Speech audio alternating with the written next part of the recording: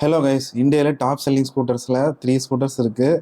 அதில் ஒரு ஸ்கூட்டரோட range test தான் இன்றைக்கி பார்க்க போகிறோம். பஜாஜ் செட்டாக் 2903 ரேஞ்ச் டெஸ்ட் தான் பார்க்க போகிறோம். இதில் வந்து 2.88 கிலோவாட் பேட்டரி கொடுக்குறாங்க, 4.2 கிலோவாட் மோட்டர் கொடுக்குறாங்க. வாங்க கைஸ், வண்டி எடுக்கலாம், ரேஞ்ச் டெஸ்ட்டுக்குள்ளே போகலாம். கைஸ், வண்டி எடுத்து நம்ம போயிட்டு இருக்கோம். 100% 0 கிலோமீட்டர் தான் ஓட்டியிருக்கோம், போயிட்டு இருக்கோம். ஈகோ மோடில் தான் ஓட்டுறேன். இதில் 2 மோட் இருக்குது, ஸ்போர்ட் மோட் ஒன்று இருக்குது, ஈகோ மோடு. ஈகோ மோடில் பார்த்தீங்கன்னா 50 கிலோமீட்டர் பெர் ஹவர் போகும், ஸ்போர்ட் மோடில் பார்த்தீங்கன்னா 80 கிலோமீட்டர் பெர் ஹவர் போகும். இந்த டெஸ்ட் பூராவே ஃபுல் எஃபிஷியண்டாக தான் ஓட்ட போகிறோம். ஃபுல்லாக எஃபிஷியண்டாக ஓட்டுனா 123 கிலோமீட்டர் ஐடிசி ரேஞ்ச் சொல்லியிருக்காங்க. இதோட பேட்டரி கெப்பாசிட்டி பார்த்தீங்கன்னா 2.88 kilowatt, 4.2 kilowatt mid drive motor தராங்க. ஸோ மிட் டிரைவ் மோட்டருங்கிறனால நமக்கு ரேஞ்ச் கொஞ்சம் சேர்த்திங் கூட வரலாம். இந்த வண்டியோட ஓனர் என்ன சொன்னார்னா 100 கிலோமீட்டர் வரைக்குமே ஈக்குவலாக ஓட்டினா வருது அப்படின்ற மாதிரி சொன்னார். அண்டு வண்டியில் இது வரைக்கும் எந்த ப்ராப்ளமும் இல்லைன்னு சொல்லியிருக்காரு. இந்த வண்டி பார்த்தீங்கன்னா 6000 சம்திங் கிலோமீட்டர் ஓடி இருக்கு. ஓட்டுன கொஞ்ச தூரத்துலேயே எனக்கு என்ன நல்லா தெரியுதுன்னா, வண்டியோட ஹேண்டில் வேர்ல பார்த்தீங்கன்னா அந்த அளவுக்கு வெயிட் இல்லை, நம்ம ஓலால இருக்க மாதிரி. வண்டி லைட்டாவே தான் ஃபீல் ஆகுது.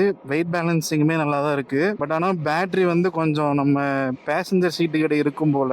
ஸோ அதனால நமக்கு ஹேண்டில் பார்ல வெயிட் இல்லை. த்ராட்டில் சென்சிட்டிவிட்டியுமே ஓலா ஜென்டூல இருக்க மாதிரி, இப்போ வர புது வண்டியில் இருக்க மாதிரி தான் சென்சிட்டிவாகவே தான் கொடுத்துருக்காங்க. அண்ட் இதில் வந்து ஃபோர்ஸ்டு ரீஜன்லாம் எதுவும் இல்லைங்க. நம்ம த்ராட்டில் ஆப்போசிட் சைடு திருப்பணும்னா ரீஜன் பிடிக்கும், அது வந்து இதில் இல்லை. பட் நார்மலாக நீங்கள் ஆக்சிலேட்டர் விட்டுட்டீங்கன்னா ரீஜன் பிடிக்கும். அதுவும் வந்து கொஞ்சம் சாஃப்டாக தான் பிடிக்குது. S1 Pro Gen 1ல இருக்க மாதிரி தான் பிடிக்குது. வண்டி ஆன் ரோடு 1,18,000 எடுத்திருக்காங்க போல. வண்டி ஆனால் 1,18,000 நல்லாவே பிரீமியமாக தாங்க இருக்கு. பாடியும் சரி, பில் குவாலிட்டியுமே சரி, எல்லாமே பிரீமியமாக தான் இருக்கு. மிரருமே பார்த்தீங்கன்னா இந்த பஜாஜ் டாமினர் 400ல இருக்கும், நல்லா ஸ்ட்ராங்கான மிரர். அதே மாதிரி தான் மிரர் கொடுத்துருக்காங்க. பில்ட் குவாலிட்டிலாம் நல்லா பிரீமியமாகவே இருக்குங்க. சீட்டு வந்து மீடியம் சாஃப்டாக தான் இருக்கு, ரொம்ப சாஃப்டாக இல்லை ஓலால இருக்க மாதிரி. பட் ஆனால் இதுவுமே உட்காந்து ஓட்டுறதுக்கு நல்லா தான் இருக்கு. இது வரைக்கும் 1.7 கிலோமீட்டர் ஓட்டியிருக்கேன். இப்போ வரைக்குமே 100%லேயே தான் இருக்கு. பார்ப்போங்க எவ்வளோ ரேஞ்ச் வருதுன்னு. இது வந்து லாங் டேர்ம் ரிவ்யூ கிடையாது, நார்மலான ரிவ்யூ தான். லாங் டேர்ம் ரிவ்யூ 10,000 கிலோமீட்டருக்கு அப்புறம் தான். கைஸ், பஜாஜ் செட்டாக் ஏன் இவ்வளோ சேல் ஆகுதுன்னு எனக்கு இப்போதாங்க தெரியுது. அப்படியே பெட்ரோல் வண்டி மாதிரியே பில் குவாலிட்டி சாலிடாக இருக்குதுங்க. நீங்கள் எந்த ஒரு மோசமான ரோட்டில் ஓட்டினீங்கனாலும் சஸ்பென்ஷனோட ஃபீட்பேக் இருக்குது தெரியுமா? நீங்கள் குளியில் விடும் போது அடிக்கும்ல, அந்த மாதிரி அடிக்கிற ஃபீல் எந்த ஃபீலுமே இல்லை. நார்மலாக பெட்ரோல் ஸ்கூட்டரில் நமக்கு எப்படி ஃபீட்பேக் இருக்குமோ அதை விட நல்லாவே இருக்கு. சஸ்பென்ஷன் குவாலிட்டி பக்காவாக இருக்குங்க. ஏன் இந்த அளவுக்கு சேல் ஆகுதுன்னா பில் குவாலிட்டி நல்லா இருக்கு. பில் குவாலிட்டி பக்காவாக இருக்குங்க. வண்டி நம்ம ஓட்டும் போது சீட்ல இருந்து நம்ம எங்கெங்கெல்லாம் வண்டியை தொடுறோமோ எல்லா பக்கமும் அப்படியே சாலிடான ஒரு ஃபீல் வருது. எங்கேயுமே சீப்பான பார்ட்ஸ் யூஸ் பண்ண மாதிரி ஒரு ஃபீலே வரல. என்னதான் ரேஞ்சு கம்மியாக இருந்தாலும், மோட்டர் பவர் கம்மியாக இருந்தாலும், ஃபியூச்சர்ஸ்லாம் எதுவுமே இல்லைனாலும் பில்டு குவாலிட்டி நல்லா இருக்கு. அதனாலேயே இவங்களுக்கு வந்து அதிக சேல்ஸ் ஆகுது இந்த மாடல். இந்த வண்டி வாங்குற மக்கள்லாம் எப்படி இருக்காங்கன்னா, ஃபியூச்சர்ஸ் எனக்கு தேவையில்ல, எனக்கு ரேஞ்ச் 100க்குள்ள வந்தா போதும், எனக்கு மணிக்கு அதிகபட்ச வேல்யூ இருக்கிற ப்ராடக்ட்லாம் எனக்கு வேணாம், எனக்கு தரமான பில்ட் குவாலிட்டி இருக்க வெஹிக்கிள் தான் வேணும் அப்படின்றவங்க தான் இந்த வெஹிக்கிள் போகிறாங்க. ஸோ பில்ட் குவாலிட்டிக்காகவே ஓடுது கைஸ் செட்டாக். கைஸ், ஆல்ரெடி நம்ம ரைடிங் ஸ்டைலில் அவங்க சொன்ன ரேஞ்சை பீட் பண்ணிட்டோம். ஐடிசி ரேஞ்சு 123 சொல்லியிருந்தாங்க. இப்போ பார்த்தீங்கன்னா 10% வந்து கம்மியாயிருச்சு. ஸ்டேட் ஆஃப் சார்ஜ் 90% இருக்கு. 14.4 கிலோமீட்டர் வந்திருக்குங்க ரேஞ்சு. ஸோ 1% பார்த்தீங்கன்னா 1.4 வருதுங்க. 140 வருது எஃபிஷியண்டாக ஓட்டணும். இதே ஓலா S1 Pro Gen 2 வந்து இதே மாதிரி ரைடிங் ஸ்டைலில் 0.5 கிலோவாட்ல நான் ஓட்டணும்னா ரேஞ்ச் பார்த்தீங்கன்னா 200 வருங்க. அது 4 கிலோவாட் பேட்டரி, இது 2.88 கிலோவாட் தான். ரெண்டுக்கும் பார்த்தீங்கன்னா 1.12 கிலோவாட் டிஃபரன்ஸ் இருக்குங்க. ரேஞ்சு நல்ல ரேஞ்சு தாங்க இந்த பேட்டரிக்கு. கிட்டத்தட்ட ஒரு 1.5 லட்சம் கிலோமீட்டருக்கு பக்கமாக நான் ரோட்டில் 2 வீலர் ஓட்டியிருக்கேன். நான் நிறையா அப்சர்வ் பண்ணியிருக்கேன். அதில் ஒரு விஷயம் மட்டும் எனக்கு எப்பயுமே புரியல.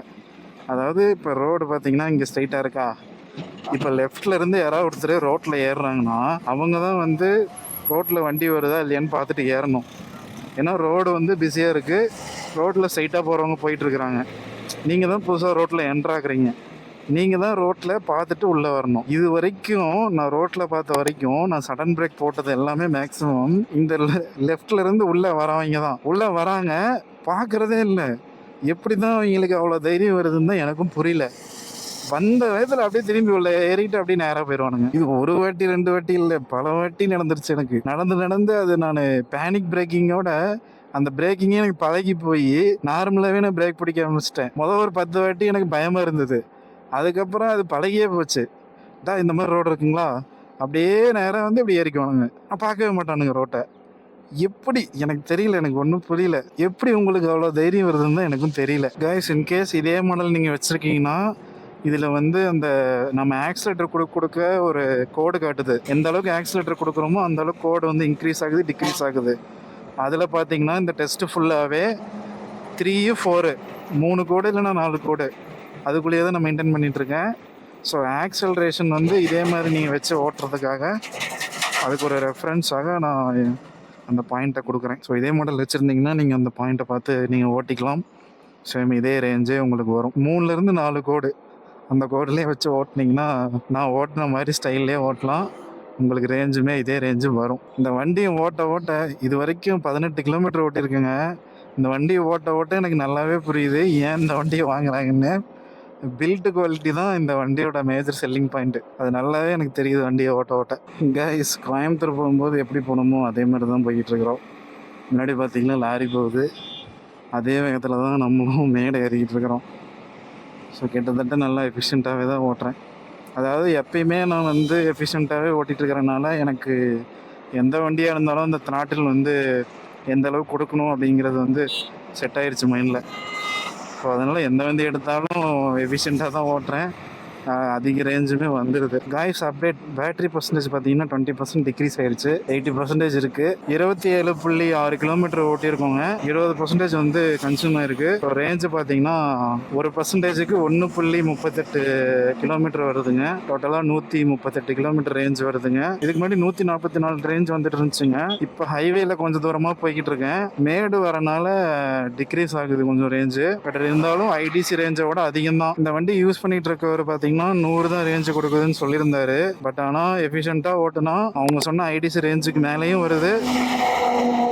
130லேருந்து 144 வரைக்குமே நீங்கள் ரேஞ்ச் வச்சுக்கலாம் எஃபிஷியண்ட்டாக ஓட்டினீங்கன்னா. அதாவது இங்கே கோடு கணக்கு சொன்னோம் பார்த்தீங்களா, இந்த கோடு கணக்கில் ஒரு 3 கோடு இல்லை 4 கோடில் ஓட்டினீங்கன்னா சேம் இதே பிக்கப் தான் உங்களுக்கு கிடைக்கும். இதே மாதிரி ஸ்பீடில் தான் போவீங்க. 20 கிலோமீட்டர்லேருந்து 45 கிலோமீட்டர் வரைக்குமே நான் வந்து ஸ்பீடு போயிருக்கேன். ஸோ இப்படி தான் இந்த டிரைவிங் ஸ்டைல் இருக்குது. இவரோட வண்டி சார்ஜ் பேட்டர்ன் பார்த்தீங்கன்னா எப்பயுமே 100 பண்ணிடுவார், ஓட்டிகிட்டு வந்துட்டு மறுபடியும் 100 பண்ணிடுவார்.